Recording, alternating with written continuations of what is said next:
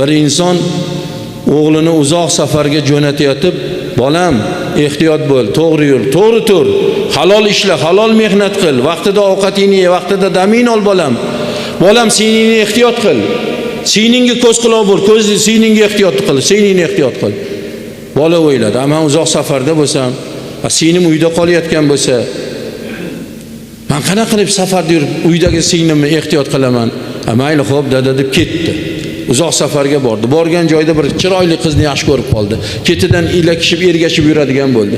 Bir kun bir payt bo'lib qoldi, xoli joyda boyagi qizi borib bir quchoqladi-yu, o'pib qochdi.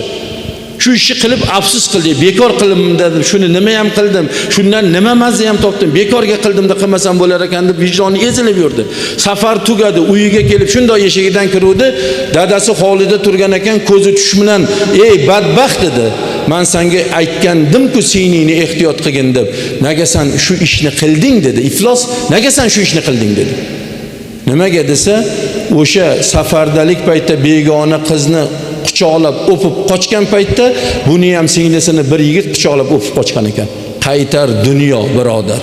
Zino qildingmi, zino qilinasan. Sen birovnikini qildingmi, senikini birovlar qiladi. Ovora bo'lma bu, shunday yopilib ketmaydi. Zino qarzga o'xshaydi deganlar. Agar shu ishni qilib qo'ygan bo'lsang, bugun tavba qil, dod deb yig'la. Qizlarimdan qaytarma, xotinimdan qaytarma, kelinlarimdan qaytarma deb bugun tavba qil. Ovora bu qaytadi. Chunki o'sha zino qilinayotgan ayollar kimningdir qizi, kimningdir ayoli, kimningdir opasi, kimningdir singlisi, kimningdir onasi. O'ylama, hech kim bilmay qoldi deb, hech kim ko'rmay qoldi deb xomtama bo'lma.